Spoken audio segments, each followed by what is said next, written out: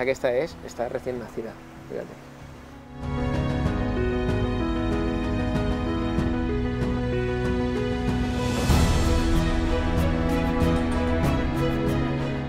Cuando son así de pequeñitas, mira, ahí está.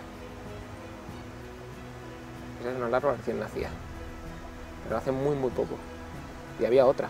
Mira, vi una Habrá que llevarla al cangrejo registro aquí. para sacarle el DNI. Mira, la misma especie que antes, la araña cangrejo. ¿La ves ahí? Mira qué bonita. Joder. A ver si va a ser famosa y por eso se esconde. Puede ser. Voy a intentar cogerla sin hacerle daño. Un camión de por ahí arriba. Uy, va, se tiró. Y se marchó. No, pero le ha pillado la red. No me tranquilices, ¿qué? A ver si no me pica, hija puta. Mira. Pues esta en concreto es una araneomorfa, porque los quelíceros los tiene así, en lugar de así. Las que los tienen así, que son las migalomorfas, si se me cayó, esas son normalmente son venenosas. Y si ves una migalomorfa es mejor que no la toques. Las araneomorfas también las hay venenosas, pero menos. Lo ideal es que si no conoces el grupo, no las cojas, Ya. porque no hace falta, aunque normalmente no te van a picar. Eso te decir, que por inercia Sí. ellas no normalmente no te van a picar, pero es verdad que lo ideal es que no las cojas. Pero y si la coges solo así, dejándola un poquito que ella haga su vida, sin forzarla. eso es, sin forzarla y sin apretarla, sobre todo, que es cuando te pican, si la aprietas, y ya con eso un poco lo normal es que no pase nada. Una megalomorfa no, porque ya te digo, casi siempre son venenosas, entonces mejor no liarse. Y suelen ser más grandes también, ¿eh? Las tarántulas y mierdas. Las tarántulas son megalomorfas, sí. Que una tarántula no te pueden matar realmente. Yo he cogido tarántulas, pero lo que pasa es que la picadura pues puede ser como un poco como una picadura de avispa, ¿no? Es ese dolor y es ese riesgo también, que tengas una alergia y no lo sepas, por ejemplo. Sí, hombre, eso sí. Pero, por ejemplo, pasa igual a lo mejor que la rana más venenosa, curiosamente, es la rana más pequeñita que Sí, que bueno, joder, y además que son preciosas. Claro. Que también te dicen, te avisan, pero nosotros desde que somos humanos, pues dices, hostia, qué guapa, cómo molaría. Bueno, y aprovechamos ya, ahora que sale esto de que son bonitas, no sé si en todos los animales, pero en los insectos sí hay, bueno, yo creo que en todos los animales, ¿no? Hay un código de color que ya está dando cierta información de, o bien, soy desagradable, mi sabor es desagradable, soy venenoso, ¿no? Entonces existe... Se llama aposematismo, es el nombre técnico. Bueno, aposematismo, y luego lo que ocurre es que hay especies también, porque todo esto parte de lo que se llaman señales de comunicación, ¿no? Hay señales honestas, señales deshonestas, y en definitiva todo esto es un balance para que el depredador no te mate. Pero claro, es que se aprovechan de esta ventaja y te imitan en lo que se llaman los mimetismos. Está el mulleriano y el batesiano, que son los dos más conocidos. El batesiano es que el que imita, por ejemplo, tenemos una especie, mira, por ejemplo, la dendrobates, ¿no? La rana flecha, la venenosa. Pues la rana flecha, esa es, vamos a poner una azul, y aparece una rana imitadora que es exactamente igual o prácticamente igual que la dendrobates, que la rana flecha, y también azul. ¿Qué pasa? Que ella no es venenosa, es cero venenosa, entonces ahí es cuando es batesiano, cuando es cero venenosa. Y lo que ocurre es que se mantiene que los depredadores no ataquen a las ranas azules porque la mayoría de las veces la rana azul es venenosa. Si no pasara eso, si por ejemplo hubiera más ranas azules no venenosas que venenosas, o muchas más, el depredador ya le daría igual y diría, mira, aunque sea azul me da igual. Se la jugaría. Claro, porque la mayoría de las veces, al final es todo esto, la naturaleza funciona mucho por cuentas. Cuentas que no se hacen conscientemente, sino que se hacen evolutivamente. Luego está el mulleriano, que en el mulleriano es que lo que es muy... el que imita no es tan venenoso como el original, por así decirlo, ¿no? Pero también lo es. Entonces digamos que es como un mimetismo que le ayuda a esa especie para sobrevivir más, porque como es más venenoso, pues, o sabe peor, o lo que sea, pues va a hacer que le cacen un poquito menos, pero no deja de ser también un poquito riesgo comerse a este. Y el color aparece, sobre todo, porque se ha demostrado, se ha visto en muchos estudios, que cuando algo es muy colorido, muy notorio, para el depredador, es mucho más fácil luego reconocerlo. Entonces, ¿qué pasa? Si yo soy muy colorido, si soy azul, clarísimamente, y soy lo único azul que hay aquí, el depredador, si me come y de repente luego tiene una indigestión, va a recordar, hostia, me comí algo azul. Si se come algo marrón, como el resto de cosas que se ha comido, pues va a decir, pues no sé qué habrá sido, me he comido varias cosas marrones, pues no sé. Claro, o sea que además tiene su lógica, porque cuanto más camuflaje necesites, menos venenoso o menos peligroso para otros puede llegar a ser, salvo que seas un depredador, También. que necesitas el camuflaje para Claro, cazar. Pero o sea que en cuanto a presas, cuanto más visible o menor camuflaje tengas, es ahí un poco cuanto a presas. Eso es. También. Y eso, esa es una de las teorías. La otra, que es la que está cogiendo mucha fuerza últimamente, es lo que te digo, que se ha visto que es que se recuerda mejor. O sea, un animal colorido lo recuerdas mejor que un animal poco colorido. Sí, pues que puedes identificar más claramente qué es lo que te ha sentado mal. Y recordarlo, sobre todo recordarlo. Decir, cuando lo vuelves a ver dices, uy, el azul otra vez. Ya. Otra vez el azul. Y sin embargo, con colores así que te llaman menos la atención. Pero ¿y un animal tiene esa capacidad a lo mejor Sí. de asociar? Sí, Bueno, sí, yo creo que sí, ¿no? Porque cuando... mira, se ha comprobado, ¿con qué era? El estudio que vi, que lo vi hace poco, era con pájaros, en concreto les ponían saltamontes. Y veían que ponían unos saltamontes que eran de un color y otros de otro. Y había unos saltamontes que tenían un sabor malo y otros que tenían un sabor bueno. Cuando el del sabor malo era igual que el resto era del color menos llamativo de los dos, comían muchas más veces el sabor malo. Ya. Y sin embargo, cuando el sabor malo era de un color muy llamativo, lo comían menos veces. Entonces eso lo que demostraba es que si tenían un color llamativo, se acordaban más rápido de que ese era el del sabor malo y lo discriminaban y se comían solo el del sabor bueno. Entonces sí, incluso casi todas las especies de ese tipo de cosas se dan cuenta. Ya. Y bueno, y los colores no solo indican advertencias, ¿no?, en cuanto a peligro, sino que también en algunos insectos puede ser un poco rollo para atraer a los machos o a las hembras. Eso es una especie de demostración de que el animal es capaz, digamos, de tener una tara, ¿no?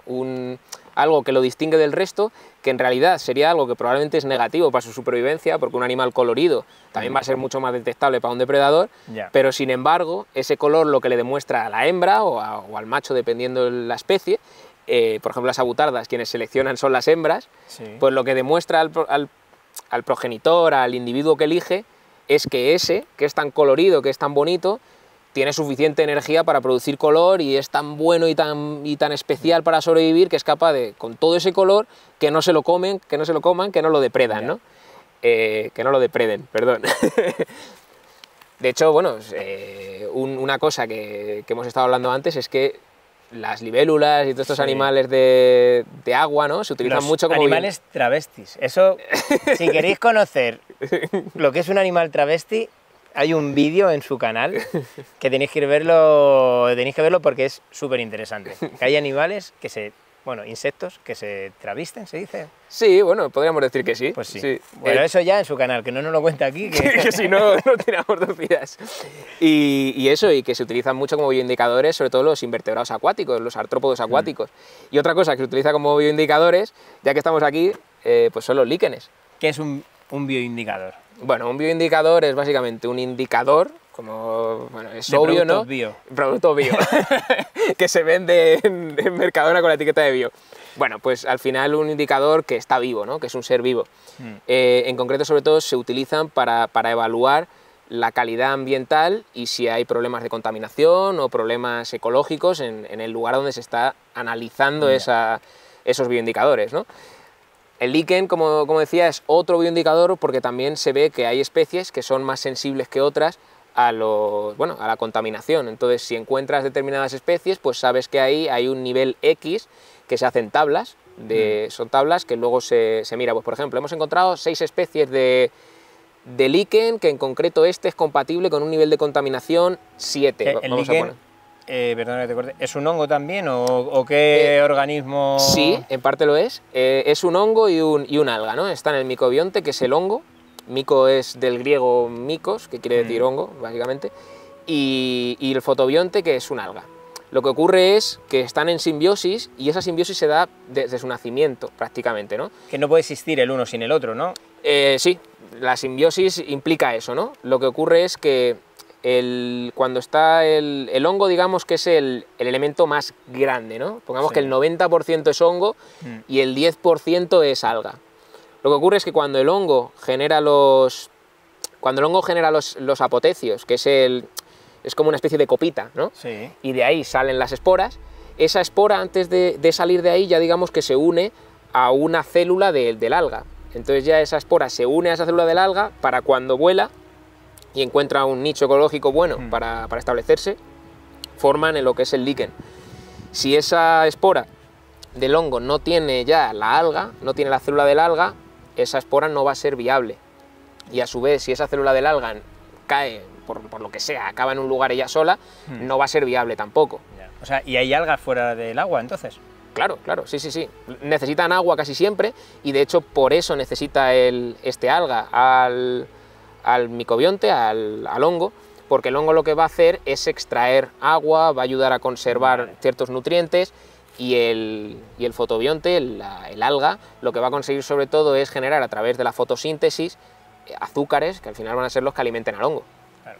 Sí, que como antes, como se alimentan de glucosa, ¿no? Entonces el alga le da la glucosa al este. Eso es. ¿Y qué otras simbiosis así características hay así en entornos muy naturales que puedan llamar la atención o que puedan ser curiosas? Bueno, simbiosis o los hongos también hay unos hongos que son son malvados, por así decirlo, ¿no? Que vuelven zombies a otros, a insectos sobre todo, ¿no? Sí, bueno, el más conocido es el de The Last of Us, ¿no? El Cordyceps es un género, que es el género Cordyceps, que infecta varios tipos de insectos. Las hormigas son uno de ellos y lo que hace es que se coloca normalmente infecta a una hormiga, digamos que le entra en el cerebro por fenómenos químicos, le hace a la hormiga subir a lo alto de una rama o a lo alto de un tronco, en alguna parte donde esté encima de una ruta que utilicen esas hormigas, ¿no? Entonces cuando llega el momento, cuando termina su ciclo el hongo, salen lo que son las setas, digamos, que de hecho hay imágenes muy chulas en las que sale el hongo, ¿no? Como una especie de setita de la cabeza de la hormiga y acaba echando las esporas cuando madura. Entonces esas esporas caen sobre las hormigas y las infectan. Y de esa manera pues va ocurriendo que el resto de hormigas también se infectan, suben arriba por esa manipulación química que se produce y ya lo que hacen también es que pillan, digamos que hacen que la hormiga muerda y se quede ya enganchada y de esa manera pues se queda ahí sin moverse hasta que suelta la seta, ¿no? Y el hongo se va alimentando de esa hormiga hasta que tiene todas sus esporas, que al final son sus semillas, preparadas para eso, sí. Y sabes que hay una especie de, bueno, a lo mejor son varias, pero lo he visto en unas hormigas, que hay unos soldados que si detectan que esa hormiga está infectada por el hongo que puede acabar con el hormiguero, la llevan a un sitio y esa hormiga se suicida. Sí, bueno, digamos que sí, en cierto modo, eso pasa en las cortadoras de hojas, y no es la soldado como tal, sino que ella misma se detecta. Dice, vale, he sacado lo que hace es que ellas tienen un hongo también que protegen su micelio porque es de lo que se alimentan, ¿no? De lo que se alimenta la larva, la reina, etc. ¿Qué pasa? Que para tú alimentarte necesitas, por tanto, entrar al hormiguero o que alguien te lo pase por trofolaxia. La trofolaxia lo que es como... Que se vomitan unas en la boca. Sí, es que no quería decirlo de manera asquerosa, pero sí, básicamente sí. Que se pasan fluidos por la boca para alimentarse. Eso es, boca a boca, ¿no? Entonces, esa hormiga que está normalmente revisando el hongo para limpiarlo hay otro hongo que se llama Scopopsis, que es el principal, pero hay muchos patógenos que pueden joder ese hongo porque es muy sensible. Sí. Y entonces tiene sus jardineritas. Entonces esas jardineras, si detectan una espora del hongo este malo o de otro patógeno, la cogen y la sacan al basurero. Y como ya se entiende que está infectada y que, por ejemplo, puede tener alguna espora por el caparazón, por el exoesqueleto, pues esa hormiga ya no vuelve a entrar, porque en las hormigas, en estos seres sociales, muchas veces, la mayoría de las veces de hecho, sí que tienen un concepto social mucho más pronunciado, mucho más acuciado que el individual. Entonces es más importante que sobreviva el hormiguero a que sobreviva yo. Entonces no vuelve a entrar y es cierto que como no puede entrar a alimentarse del hongo, muchas veces lo que hace es que muere de hambre, claro, y muere ahí en el basurero, o si no muere en el basurero, luego se la llevan al basurero. Claro, porque las hormigas pensamos que son como animales un poco tontos, como muy cuadriculados, pero son inteligentes o tienen una cierta inteligencia o un cierto conocimiento de su medio para solventar ciertas... Así es, tienen una inteligencia diferente a la nuestra porque no es una inteligencia individual, podemos decir, sino que tiene una especie de inteligencia social, una inteligencia de colmena, ¿no? Aunque no sea una colmena como tal, un hormiguero, ¿no? Pero tiene una inteligencia sobre todo química, porque incluso las rutas, todo lo que hacen, si solo tiene una reina, si aparece otra reina, etcétera, todo va todo es químico. Ya. Entonces es verdad que nos cuesta muchas veces entender otras inteligencias porque no funcionan igual que la nuestra. Pero yo creo que las llevan mejor a la superficie. Nos demuestran, ¿no?, que una colonia a modo colectivo funciona mejor que algo individual, puede funcionar mejor, ¿no? Puede funcionar mejor, sobre todo en las hormigas, pues al final si nos paramos realmente a pensar, muchas veces que decimos que somos nosotros los que dominamos el mundo, ¿no?, los humanos, y es cierto que lo somos, estoy de acuerdo, pero es verdad que si nos fijamos en biomasa, ¿no?, en cuánto peso, digamos, biológico hay, pues al final son las termitas, creo, las más fuertes de todas, ¿no?, las que conquistan el mundo. Si nos fijamos en biodiversidad o en qué nos podemos encontrar en casi cualquier ambiente, pues son las hormigas prácticamente las que nos ganan, ¿no?, los artrópodos, en definitiva. Entonces, bueno, es verdad que siempre todo es muy relativo, somos los dominadores, pero es verdad que los artrópodos, sobre todo los sociales, han tenido mucho éxito. Pero yo creo que somos los dominadores, pero porque somos unos copiotas. Ahora, a lo mejor la tecnología no la sacamos de los animales, pero creo que gran parte de la evolución ha sido el querer imitar a los animales. Porque yo, por ejemplo, una cosa que alucino es cómo las abejas hacen las celdas de una forma hexagonal, perfecta, y no tienen regla, no tienen... O sea, no sé cómo narices son capaces de hacer eso tan perfecto sin herramientas. Son prácticamente robots, son robots químicos, en ese sentido son como robots. Es un poco, en cierto modo, pues podríamos decir, ¿y cómo hacemos, ¿no?, para digerir lo que digerimos perfectamente? Pues bueno, igual no es el mejor ejemplo, pero no se me ha ocurrido uno mejor. Pero pues, simplemente, si ahora mismo como humanos, como especie humana, quisiéramos destruir este bosque, te lo destruimos. Como plaga de que hemos superado nuestra capacidad de carga del ambiente, yo creo que sí, porque a la vista está que hemos tenido que seguir sacando y sacando y sacando. Yo creo que somos los que menos aportamos. Puede ser. Que si hacemos lo ponemos todo en una balanza, extraemos o gastamos más de lo que aportamos, porque en realidad como tal no sé qué aportamos.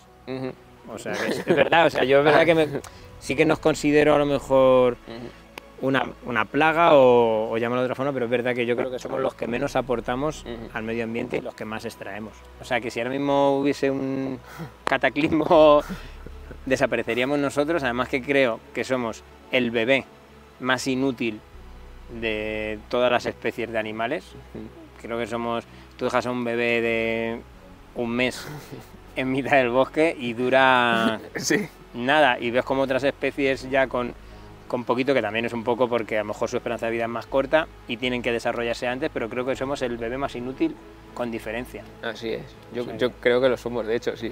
Yo no sé cómo hemos llegado a... Pero es cierto que también dicen que es porque claro, tenemos que formar mucho el tema cerebral y... Claro, por eso que a lo mejor requiere una inversión, exacto, requiere una inversión muy grande. Es más lento, pero es verdad que yo veo eso, que somos el bebé más... Tenemos el bebé más inútil, que luego somos... Y sobre todo que somos muchos. Sobre todo. Somos muchos, pero... Para el tamaño que tenemos somos muchos. Pero bueno, y más que vienen. Así que, venga, pues vamos a ver qué más encontramos por acá.